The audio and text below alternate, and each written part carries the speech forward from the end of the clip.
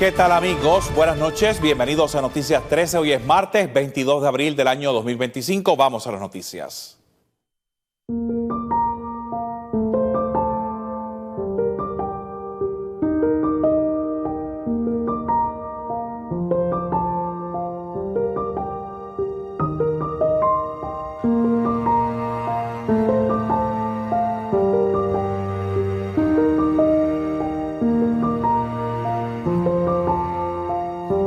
Gracias por estar con nosotros en Noticias 13 a través de Teleoro, el canal de la familia.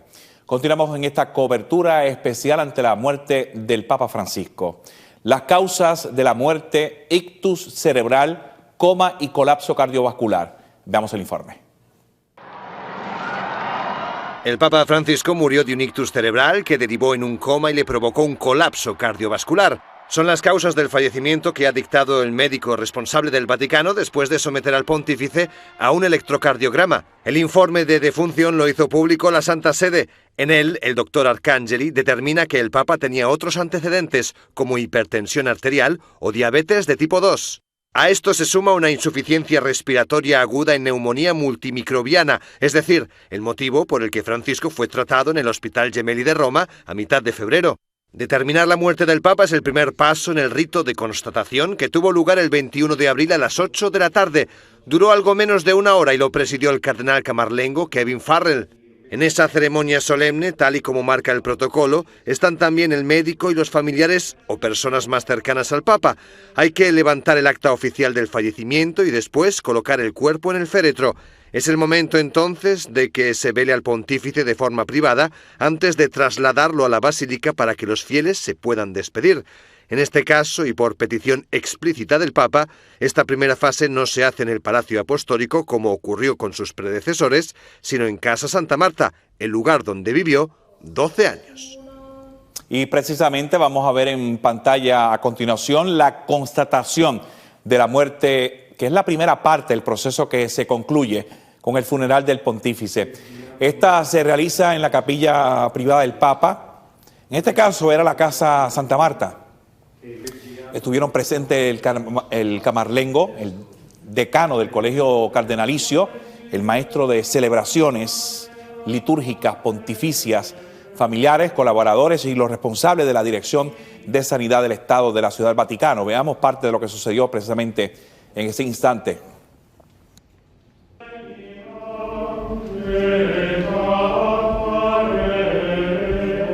Nella luce della beatitudine eterna, per Cristo, a una vita nuova in Cristo, nello Spirito Santo.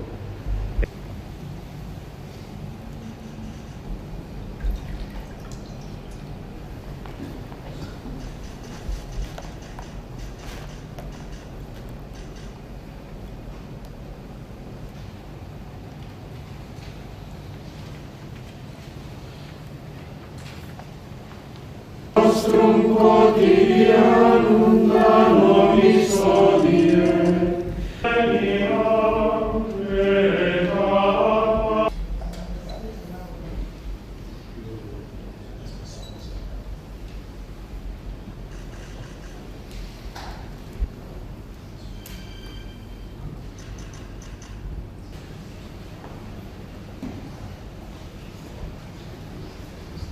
Los visuales que ustedes están viendo en la pantalla de su televisor ocurrieron durante la noche de ayer. La decisión de este proceso de funerario que se dará durante el sábado, durante el día de hoy, en esta presentación, en esta constatación del fallecimiento del Papa Francisco. Va a haber una agenda un poco amplia de los distintos procesos que estará pasando en este luto del Vaticano y de la Iglesia Católica, así que manténgase siempre en sintonía del canal de la familia. El Vaticano selló los apartamentos pontificios. La sede vacante queda en manos del camarlengo. Explicamos. Este era el momento en el que el Vaticano declaraba oficialmente la sede vacante. Los apartamentos pontificios, así como la habitación del Papa en Santa Marta, quedaban sellados. Se trata de un rito en el que, de manera simbólica, lo que se garantiza es que todo lo que pertenece al Papa, así como los documentos, queden guardados bajo seguridad. Estaban presentes el cardenal Pietro Parolin, el sustituto de la Secretaría de Estado Edgar Peña Parra, y Kevin Farrell, el camarlengo. De hecho, si en alguien cae el peso de la responsabilidad en la sede vacante, es en él. Es de los pocos puestos que no cesa tras la muerte del pontífice. Su labor es la de administrar los bienes de la Santa Sede hasta la elección del nuevo Papa. Kevin Farrell fue elegido directamente como camarlengo por Francisco, y esta fue su reacción cuando el pontífice argentino le comunicó su decisión en 2019. Para ser honesto, nunca había pensado en algo así. Confieso que en realidad ni siquiera sé todos los detalles de lo que hace un camarlengo, pero estoy seguro de que alguien me enseñará y me dirá exactamente lo que tengo que hacer. Hasta el momento, Kevin Farrell era el prefecto del dicasterio para los laicos, familia y vida. Ahora ha pasado a ser momentáneamente jefe del Estado de la Ciudad del Vaticano. ¿Y qué tal si vemos un poco extendido precisamente lo que sucedió con el sellado de los apartamentos, tanto en Santa Marta como en el Vaticano? El cardenal camarlengo Kevin Farrell, el cardenal secretario de Estado del Vaticano Pietro Parolin y el sustituto de la Secretaría de Estado Edgar Peña Parra presenciaron precisamente lo que se conoce como el sigilo de los apartamentos pontificios. Es algo simbólico y tiene varias explicaciones. Una de ellas es proteger las propiedades del sumo pontífice, los efectos personales y también puede que haya anotaciones, algunos escritos, manuscritos del sumo pontífice y que en otras ocasiones normalmente el secretario del sumo pontífice, que es escogido por el Papa, pues custodia posteriormente todos esos documentos y sigue las instrucciones dejadas. En algunos casos, los sumos pontífices piden que se destruya cualquier documento no publicado, cualquier manuscrito, cualquier anotación posterior a su muerte. En algunos casos, esos documentos no se destruyen, se protegen, se guardan, se resguardan por las autoridades vaticanas y posteriormente se hace un análisis bastante detallado para decidir si el documento es publicado con algunas correcciones, algunas anotaciones adicionales para que de cierta manera perdure la historia de la Iglesia. Otros documentos pues sí son destruidos. Nos han preguntado sobre el testamento espiritual del Papa Francisco. Está dejado con algunas pautas relacionadas a su sepulcro. Veamos. Francisco dejó por escrito las pautas de cómo quería que fuese su sepulcro. Es lo que se ha desvelado en su testamento espiritual que se hizo público tras su muerte. Él mismo lo firmó en Casa Santa Marta el 29 de junio de 2022. El pontífice quería que su tumba fuera lo más austera y sencilla posible. Pidió que sea en la tierra, sin decoración, y que lleve una única inscripción que ponga Franciscus.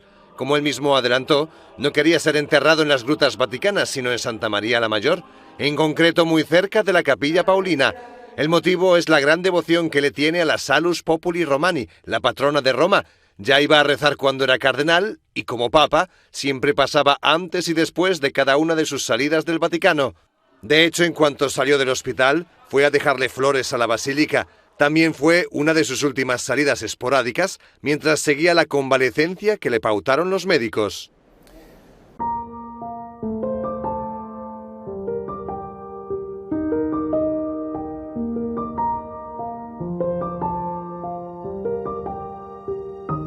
Gracias por continuar con nosotros aquí en el Canal 13, somos Noticias 13. El funeral del Papa Francisco ya tiene fecha.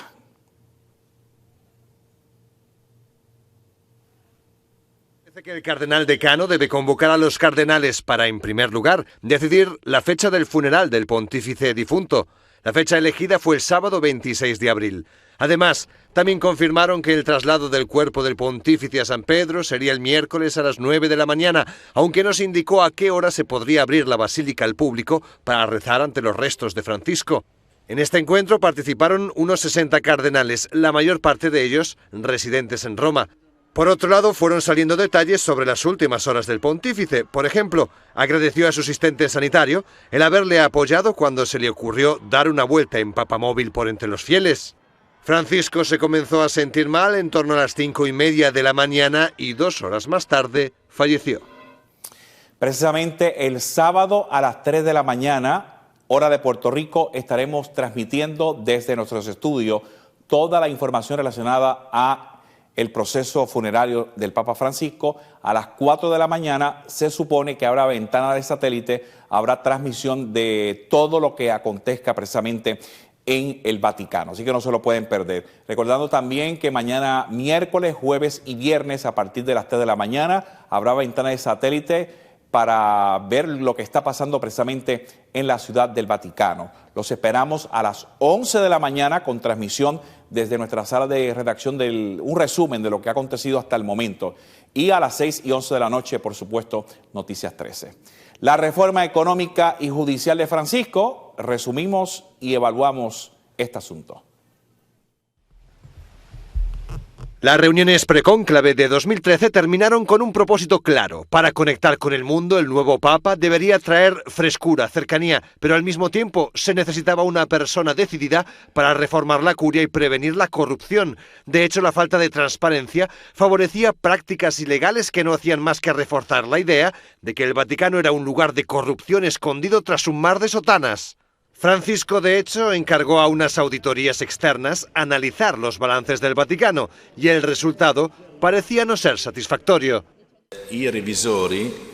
Los revisores indican al Papa la situación que podemos resumir en esta frase: hay una casi total ausencia de transparencia en los balances de la Santa Sede.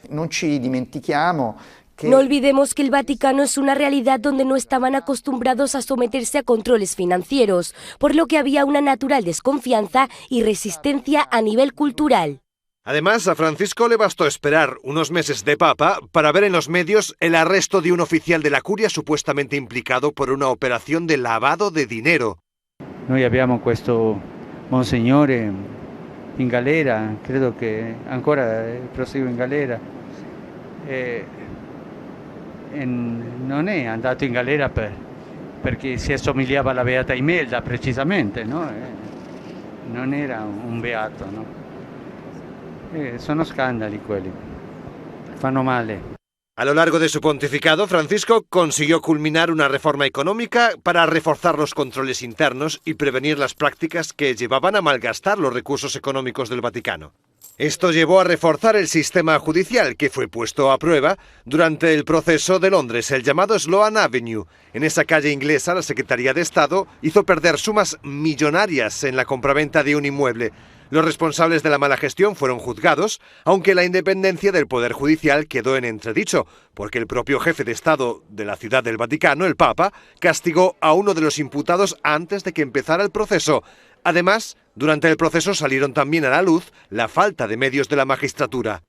Para una investigación de tales dimensiones, se demostró que los medios eran bastante reducidos, lo que hizo que todo se volviera un poco pesado durante el proceso. Los tiempos se alargaron mucho con respecto a lo que podía durar de por sí. Muchas de las reformas económicas ya habían sido iniciadas por Benedicto XVI gracias a la entrada del euro. La Unión Europea aceptó que Roma usase el euro si se sometía a los exámenes de transparencia al que son sometidas las entidades financieras de los países miembros. Estas medidas ayudaron a detectar, por ejemplo, algunas prácticas sospechosas de lavado de dinero. Francisco, el Papa de los gestos, un estilo muy cercano con la gente. Su modo de presentarse al público tras la elección fue el primer mensaje. Apareció de modo sencillo, sin muchos de los tradicionales atuendos pontificios. Se presentó como obispo de Roma y, por último, pidió la bendición del pueblo. Il dovere del conclave era di dare un vescovo a Roma. Al día siguiente realizó un gesto sorprendente. Fue a pagar personalmente la estancia en la residencia donde se hospedó durante las congregaciones generales precónclave. Ha recogido sus maletas, ha saludado a los de recepción y ha pagado la factura. Quería ser un buen ejemplo. Después volvió a Santa Marta. A lo largo de estos años, Francisco ha demostrado que sabe hacer reír. Sono battute. Y que también sabe conmover. En esta parroquia de Roma causó emoción la escena del abrazo del Papa a un niño que rompió a llorar cuando preguntó a Francisco si su padre, ateo y recientemente fallecido, estaba en el cielo.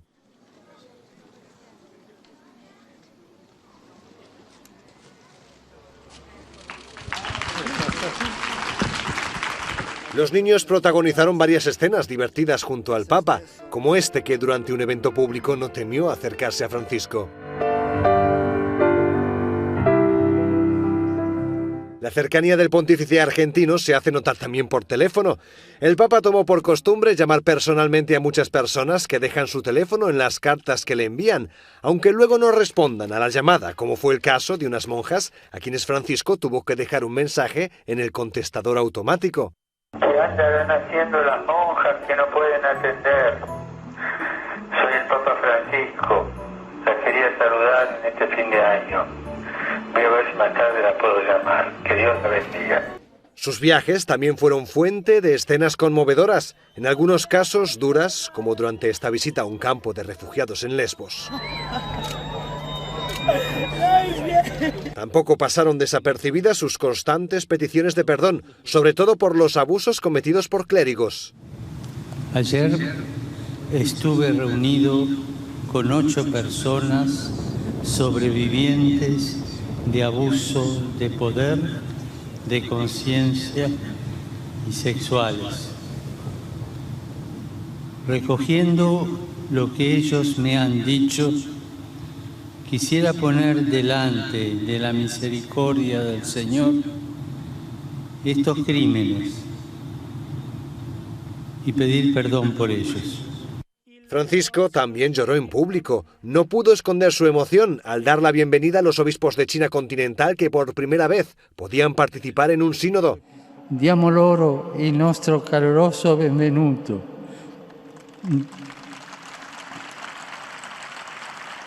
Y no ocultó sus lágrimas de dolor durante este homenaje a la Inmaculada, frustrado por la incapacidad de encontrar un camino para la paz en Ucrania. Avrei voluto oggi portarti il ringraziamento del popolo ucraino.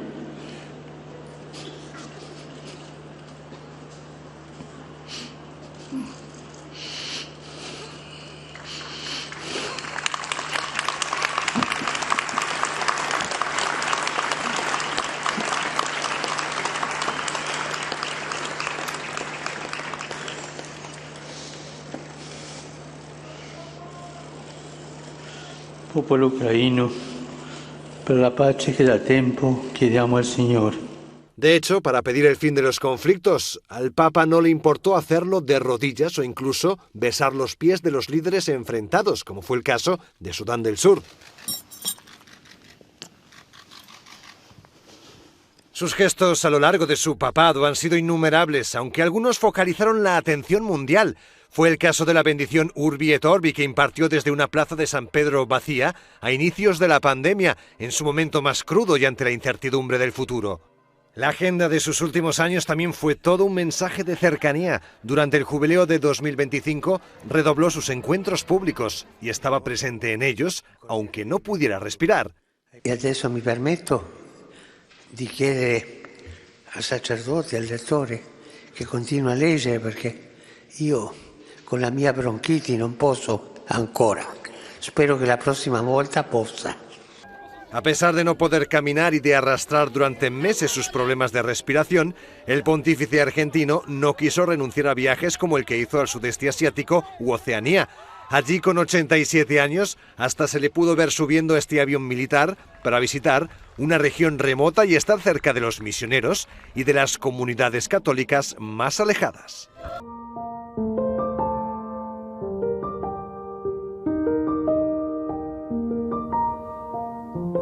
Gracias por continuar con nosotros. El Papa Francisco tuvo uno de los grandes retos, atender los casos de abusos sexuales. Tomó muchas medidas.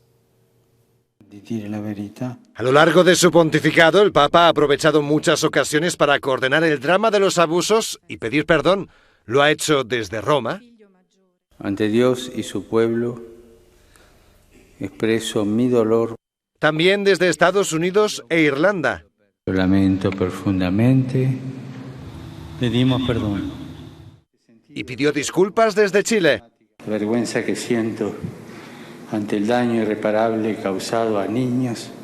En un principio, Francisco tuvo dificultades para considerar creíbles las acusaciones contra obispos que hubo en Chile, pero después de visitar el país y pedir una investigación, tomó cartas en el asunto y este fue el resultado. Todos los obispos chilenos presentaron su dimisión. Queremos pedir perdón por el dolor causado a las víctimas, al Papa, al pueblo de Dios y al país, por nuestros graves errores y omisiones. Luego llegó la expulsión del sacerdocio del carismático sacerdote chileno Fernando Karadima en 2018 y del exarzobispo de Washington un año más tarde, Theodore McCarrick, que también dejó de ser cardenal.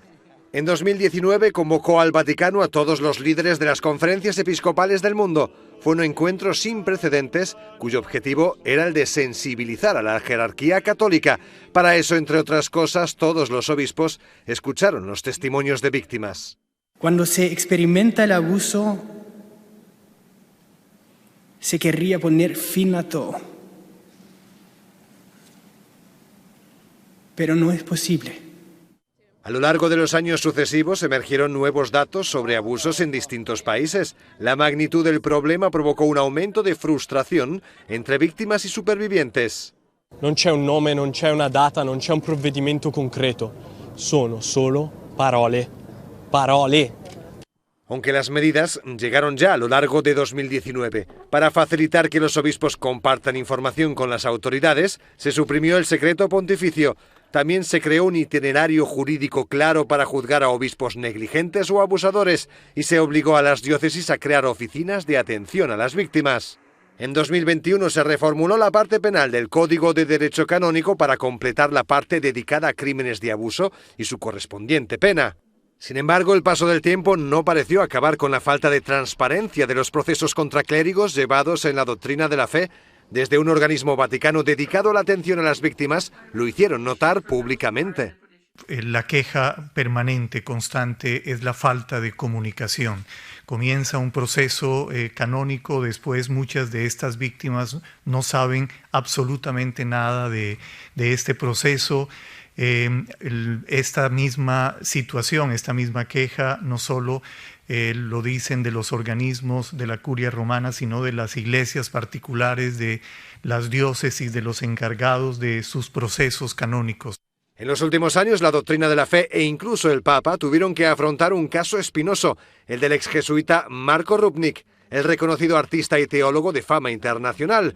Fue acusado por varias mujeres de abusos sexuales y psicológicos. Sensación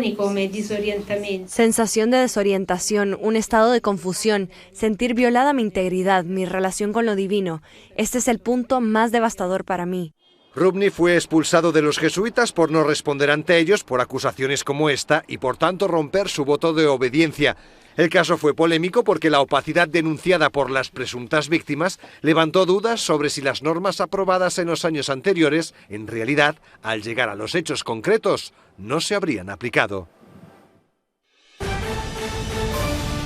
Agenda. Cambiando dramáticamente el tema, con cartas en mano y una petición clara, líderes del movimiento Retiro Digno llegaron hasta las puertas de la fortaleza a través de más de un centenar de mensajes escritos por jubilados del servicio público. Buscan que el nuevo gobierno escuche sus reclamos y atienda la precariedad que enfrentan miles de pensionados en la isla. Omar y Santiago tiene la información. A poco más de 100 días del nuevo gobierno, líderes de la campaña Retiro Digno se dieron cita a la fortaleza para entregar más de 100 cartas escritas por personas jubiladas del servicio público. La iniciativa, titulada 100 cartas por 100 días de gobierno, tiene como objetivo visibilizar las preocupaciones de quienes dedicaron su vida al servicio del país y que hoy enfrentan un retiro cada vez más precario. Las misivas, redactadas en primera persona, describen las dificultades que enfrentan miles de pensionados ante el aumento en el costo de vida y la congelación de sus pensiones. peticiones. También incluyen reclamos puntuales dirigidos a la gobernadora Jennifer González Colón, a quien solicitaron una reunión para establecer un diálogo directo. Una de las portavoces de la campaña destacó la importancia de esta acción simbólica y colectiva como una forma de romper el silencio en torno a la situación de los jubilados. Construyamos otro acuerdo y el grupo que está aquí somos un grupo de pensionados y pensionadas que estamos desde 2019 luchando por un retiro digno.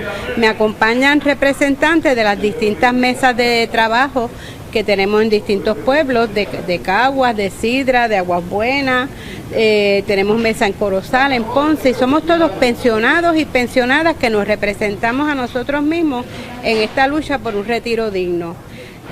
Como parte de ese trabajo, ¿verdad? Pues nosotros trajimos unas cartas, de 143 cartas, le entregamos hoy a la gobernadora, ¿no? Al representante, ¿verdad? El señor Oscar Ramos, asesor laboral de la gobernadora, en una campaña que hicimos de 100 cartas por 100 días de gobierno, para traer a su atención la situación económica, sobre todo la situación económica de los pensionados. Tenía dos objetivos: la situación económica de los pensionados y las pensionadas, que hay que atender con premura, porque ya el costo de vida nos come casi la mitad de nuestras pensiones.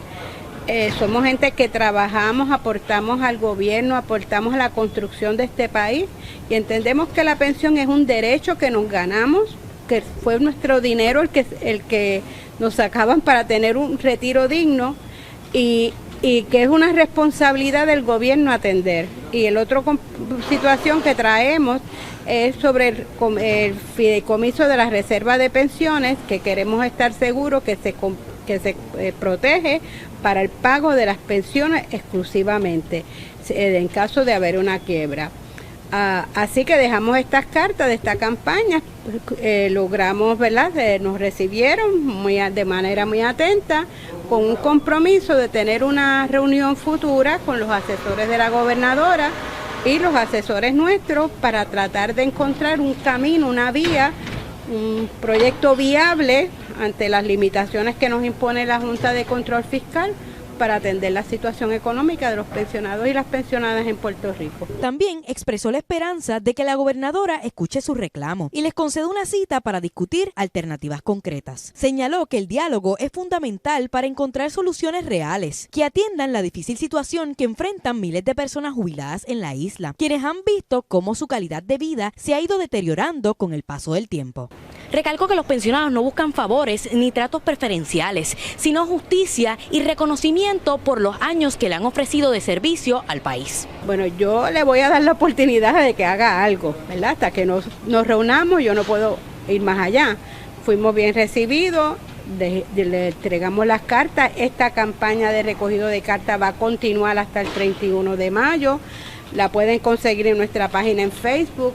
Construyamos otro acuerdo, todos los pensionados y pensionadas la pueden firmar, y creo que mientras más cartas que demuestren a la gobernadora la necesidad que hay, pues más probabilidades también vamos a tener de que nos atienda, y nos atienda con la seriedad que merece. Para cerrar, hizo un llamado urgente al gobierno a priorizar este asunto en su agenda. Bueno, el llamado es que atienda la situación económica de las pensiones, que hay pensionados que reciben $300 de pensión, hay quienes reciben 500, y que con el alto costo de la vida, eso ya no le alcanza a nadie para vivir. Se va casi la mitad de la pensión, se lo está comiendo el costo de vida. Así que personas que trabajaron, que dedicaron 30 años, más de 30 años en algunos casos, y que ahora pues no les dé para vivir, es de verdad, es una vergüenza para un país que su clase trabajadora se encuentra en esta situación, la clase que sirvió al gobierno, porque esto fue lo que, o sea, que hay representantes de todas las agencias, de personas que fueron maestros, de que fueron defensores de los recursos humanos, planificadores, enfermeras. Esas cartas recogen la vida, esas 143 cartas recogen la vida de muchos servidores públicos de este país. Y nosotros entendemos que es una situación que amerita atenderse.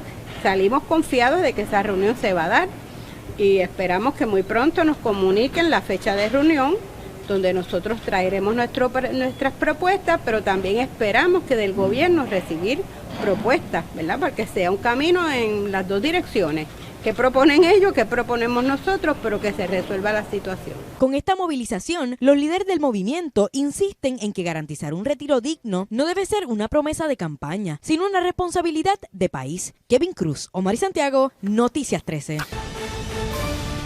Política.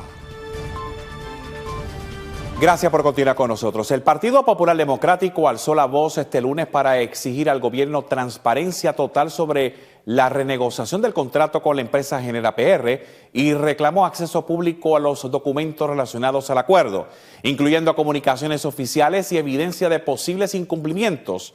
Ante esto, cuestionó directamente a la gobernadora Jennifer González Colón por lo que califican como una falta de claridad en el manejo del sistema energético del país. La delegación del Partido Popular Democrático realizó hoy una conferencia de prensa para exigir explicaciones y acceso público a los documentos relacionados con la renegociación del contrato entre el gobierno de Puerto Rico y la empresa Genera PR, bajo la administración de la gobernadora Jennifer González Colón. El reclamo surge tras una solicitud oficial de información presentada el pasado 5 de marzo en la Secretaría del Senado, dirigida al director ejecutivo de la Autoridad de Alianzas Público-Privadas, el ingeniero Josué Colón. La petición incluye el contrato original y el contrato enmendado con Genera, junto a todos los documentos que dieron paso a su renegociación. También solicitan las comunicaciones entre el gobierno estatal y el negociado de energía, así como cualquier evidencia que demuestre que se haya notificado a Luma Energy sobre posibles incumplimientos contractuales. Una de las razones que nos mueve a nosotros estar aquí hoy es que, como saben, hubo un apagón ahora en Semana Santa. Hubo una reunión del Comité de Energía que había nombrado la gobernadora desde principios de su gestión en enero. ¿Y cuál es la solución que nos presentan ahora? La creación de dos subcomités, un comité, de un subcomité, de otro subcomité. Yo no tengo duda que el designado SAR, que es Josué Colón, había estado en la Dirección de Energía Eléctrica. Yo no tengo duda que él tiene una bitácora de todo el incumplimiento que ha habido de parte de estas compañías. Existe, y esta información valida que existen otros datos contundente. El problema es que tenemos una gobernadora, como ella acaba de decir, que lamentablemente es doble cara. O sea, nos dice una cosa, pero la información que sabemos que existe es otra. Pero ¿cuál es el problema? Que las consecuencias las sufre el pueblo. Que estuvimos pasando esos días de asueto en Semana Santa con un dolor de cabeza de no tener el servicio eléctrico. Yo creo que es momento ya de que, si ella señaló que había falta de urgencia en la gestión de gobierno, que tenía que haber ejecución, esa fue lo que yo dije a la gobernadora, pues ahora en el cuarto mes, de cara a un verano que nos anuncian que vienen tantos apagones, lo que nos dice es que no se preocupen, estamos creando un subcomité del comité. Eso es una barbaridad. Además de esta denuncia, el PPD exigió la publicación de un informe técnico sobre el desempeño del sistema energético pagado con fondos públicos. Actualmente, dicho informe forma parte de una moción presentada por el Instituto de Competitividad y Sostenibilidad Económica ante el negociado de energía, sin que este último haya emitido una determinación. Uno de los cambios más controversiales señalados por la delegación popular es la eliminación de los incentivos económicos por desempeño a Genera PR. En su lugar, el nuevo acuerdo establece un pago fijo de $110 millones durante la vigencia del contrato. A esto destacó que el SAR de Energía no es el responsable de esto, sino la primera mandataria. Pero sabes que lo que pasa es que el pueblo no votó por José Colón. El pueblo votó por la gobernadora de Puerto Rico. Y de hecho la gobernadora retó a su gobernador con una promesa de darle luz a la gente, de sacar a Luma, de que se acabaran los apagones. Esa responsabilidad no recae en José Colón. Esa responsabilidad recae única y exclusivamente en la gobernadora de Puerto Rico. Ella es la única responsable. Pero igual José Colón es el que está a cargo de lo que el proceso de... Mañana José Colón no está ahí y la responsabilidad sigue siendo de la gobernadora de Puerto Rico. Ella es la comandante en jefe en esa situación. Al referirse al contrato de Luma Energy, la delegación popular cuestionó la falta de claridad sobre quién realmente está a cargo del sistema energético del país. ¿Quién está a cargo del sistema de energía eléctrica en Puerto Rico? ¿Alguien se puede preguntar quién está a cargo? Empezamos con la Autoridad de Energía Eléctrica. Se aprobó legislación para privatizar el sistema. Se busca un privatizador que hace lo que todo el mundo sabe ya para poder cumplir el incumplimiento de su requerimiento y se constituye lo que se conoce hoy como Luma. Se crea el negociado de energía por ley para que lo fiscalice. Entra el gobierno de Pedro Pierluisi y crea un grupo capitaneado por Larry Selhammer para fiscalizar el contrato de Luma y el sistema de energía eléctrica. Después, ante la salida de Larry Selhammer, se crea la Oficina de Energía en Fortaleza. Está la Oficina de Energía en el Departamento de Desarrollo Económico. Está el contrato de las alianzas público-privadas que tiene que fiscalizar el contrato. Viene la Secretaria de Energía de los Estados Unidos y pone un monitor de energía en Puerto Rico. Gana Jennifer González y pone un SAR de la energía. Y a 4 meses ahora crean un subcomité. ¿Quién está a cargo de la energía en este país? ¿Quién asume la responsabilidad de resolver el entuerto que han hecho administración tras administración del Partido Nuevo Progresista con el juguete económico que ellos le llaman la privatización del servicio de energía eléctrica? Por su parte, la senadora Ada Álvarez Conde sostuvo que el contrato con Luma no ha beneficiado al pueblo. Aquí todos han tratado de pasarse la papa caliente y nadie quiere asumir la responsabilidad, que definitivamente es el gobierno, pero vamos a añadirle varias cositas. Primero, el contrato realmente ni siquiera ha empezado. Y yo no sé ustedes, pero a mí pues, para probar un botón basta, ¿verdad? Si está malo para el país ahora, si han gastado dinero que ni aviso, si a los celadores que los tienen como servidores por ahí en agencias recogiendo basura, porque ni siquiera lo convocan y tuvieron que buscarlos en Estados Unidos o buscar a quien sea por el triple del dinero. Si es así, imagínense lo que nos espera más adelante. Entonces, por si acaso, si el tema fue energía en la campaña, ¿cuáles fueron las primeras 2 leyes de esta administración? La primera para extender, hoy que es el Día de la Tierra, para extender la métrica de la energía verde y luego favorecer a nada más y nada menos que la quema de carbón. Esas son las 2 primeras leyes de este gobierno y no hay quien se las despinte. Así que si el tema de la energía, las primeras leyes de este gobierno fueron sobre ese tema, pero en contra de Puerto Rico, en contra o a favor de unas compañías particulares y por si acaso, ¿verdad?, en contra hasta del ambiente. Así que definitivamente, ¿qué vamos a hacer? Y cómo, vuelvo y repito, crónica de una muerte anunciada. Semana Santa pasó, pero es que antes de Semana Santa nos anunciaron que en verano vienen un montón de apagones. Lo que nosotros tuvimos fue un preview, un probadita de lo que viene. Y no fue por generación. Así que imagínense, entonces, seguir haciendo, yo no sé ustedes, pero para mí esto viene hasta de Ricky, el plan, para que entonces veamos cuándo están las consecuencias. Y cuidado que quien venga es para favorecer también a otros amigos. Tenemos que velarlo porque los contratos hasta ahora de Genera y de Luma nada más beneficiaron a Genera y a Luma.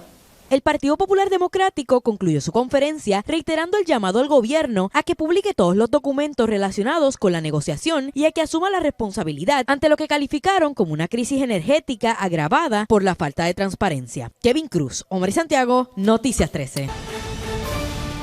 Ambiente. Gracias por continuar con nosotros en Teleoro. En el marco del Día del Planeta Tierra, 5 organizaciones se reunieron en San Juan con un objetivo urgente: dejar atrás los discursos y apostar por soluciones concretas. En el Día del Planeta Tierra, cuando el mundo detiene el paso para pensar en su relación con el ambiente, 5 organizaciones se unieron en San Juan para algo más que reflexionar. Propusieron acción bajo el lema Environmental Emergencies and Sustainability Roadmap for Prevention. La cumbre reunió expertos, empresas y activistas en un esfuerzo colectivo por trazar una ruta clara frente a las emergencias ambientales que ya tocan la puerta. El evento, celebrado en San Juan, incluyó 2 conferencias magistrales y 4 paneles que reunieron a profesionales de distintas disciplinas para discutir estrategias de prevención, sostenibilidad y respuesta ante desastres. Maricelis Rivera Santos, portavoz del evento, destacó la importancia del espacio de conversación y colaboración entre sectores públicos y privados. Estamos en el Día del Planeta Tierra, en efecto, en el Hotel Aloft, donde estamos celebrando una cumbre de emergencias ambientales y sustentabilidad, tratando de trazar una hoja de ruta, ¿verdad?, un mapa para saber cómo nos podemos enfrentar mejor como país a las emergencias ambientales. Y pues tenemos paneles de respuesta gubernamental, tenemos una conferenciante sobre lo que se trabaja la emergencia, el comando, cómo se debe atender esa respuesta desde sus primeros momentos hasta poder controlarla. Tenemos también un panel de especialistas en sustentabilidad para que nos ayuden y nos den guía de cómo se pueden trabajar prácticas de sustentabilidad que nos ayuden a atender las emergencias y a ser más resilientes. Además, vamos a estar hablando del tema del manejo de crisis desde el punto de vista de comunicación en una emergencia ambiental, porque esto es importante porque precisamente el factor comunicación es clave en lo que es atender una emergencia para que la ciudadanía, todas las personas que se relacionan en torno a un negocio, a una organización, puedan estar bien informados. Y vamos a tener un panel de periodistas con quienes vamos a estar dialogando aspectos de cómo se cubre una emergencia ambiental, qué recomendaciones ellos nos dan, qué cosas han visto, qué anécdotas tienen, que puedan, ¿verdad?, servir de valor para la discusión. Y vamos a terminar con un panel de case study, de estudios de caso, de prácticas sustentables que son positivas, pero en las industrias. Viene Bacardi, viene Aerostar, ¿verdad?, el aeropuerto, viene un especialista del Hotel Aloft, de la industria turística. Así que es un día completo de 2 conferencias y 4 paneles de discusión bien amplios. Durante su intervención también subrayó la variedad de emergencias que se están atendiendo actualmente en Puerto Rico y el Caribe, desde el cambio climático hasta la contaminación y los recientes apagones que han puesto en evidencia la fragilidad de la infraestructura energética. Recalcó que no se trata de amenazas lejanas, sino de realidades que nos alcanzaron y que solo pueden enfrentarse con acción inmediata y un esfuerzo conjunto desde todos los sectores. Emergencias ambientales cubren un espectro bien amplio. Todo eso que estás mencionando, desde lo que son errores humanos hasta lo que son situaciones que tienen que ver con la naturaleza. Los desastres llamados naturales, que muchas veces son realmente situaciones que ocurren en la naturaleza habitual, pero que como estamos con un lugar que quizás no está bien planificado, entonces sí se convierte en un desastre para el ser humano. Y fundamentalmente desde incendios puede ser una emergencia ambiental. El apagón que tuvimos el otro día se convirtió en una emergencia ambiental porque nos quedamos sin agua, además de sin luz, por supuesto, y también pues pueden haber problemas con atender las plantas de tratamiento de agua sanitaria, aspectos de salud pública, así que el espectro es bien amplio: terremotos, fuegos, derrames, sequías, el sargazo, muchas veces se nos olvida, pero el sargazo cuando llega a nuestras costas también es una emergencia ambiental que afecta principalmente a nuestra industria turística. Rivera Santos recordó que este Día del Planeta Tierra marca 55 años desde su primera conmemoración y que los recientes eventos climáticos extremos y desastres naturales hacen más urgente que nunca el diálogo y la acción. El Día del Planeta hace 55 años que se está conmemorando. Y comenzó precisamente por una preocupación ambiental muy seria de lo que estaba ocurriendo en Estados Unidos y en el mundo, que provocaba emergencias ambientales, muchos asuntos de contaminación que provocaban emergencias ambientales, así que me pareció que es el mejor escenario, pero además este fin de semana tuvimos una emergencia climática, ¿verdad?, con unas lluvias muy terribles que sucedieron, no hace unos días, poquito, también un apagón. Además hemos tenido otros eventos, cayó granizo y eso muchas personas quizás no lo conocen y eso puede ocasionar un problema si hubiera habido una magnitud mayor.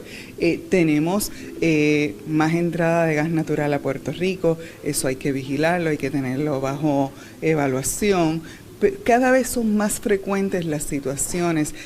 Hubo un embarque de amonia, de un compuesto químico que se multó incluso a una empresa, así que son cada vez más frecuentes y sobre todo las climáticas. Me pareció que era el momento ideal para conmemorar esos 55 años del Día del Planeta, hablando de las emergencias ambientales y de cómo prepararnos mejor. Ahora que llega la temporada de huracanes es fundamental, porque si con unas lluvias ya tenemos unas situaciones muy difíciles, como fue en Naranjito, en el centro de la isla, en Ciales, ¿verdad?, pues imagínense nuevamente vivir un huracán. Tenemos que estar listos y de eso se trata, de abrir un diálogo y de poder buscar soluciones, una hoja de ruta para que seamos más resilientes. La cumbre busca sentar las bases para un plan de prevención y acción a largo plazo y promover una cultura de sostenibilidad en todos los niveles sociales. Kevin Cruz, Omar y Santiago, Noticias 3.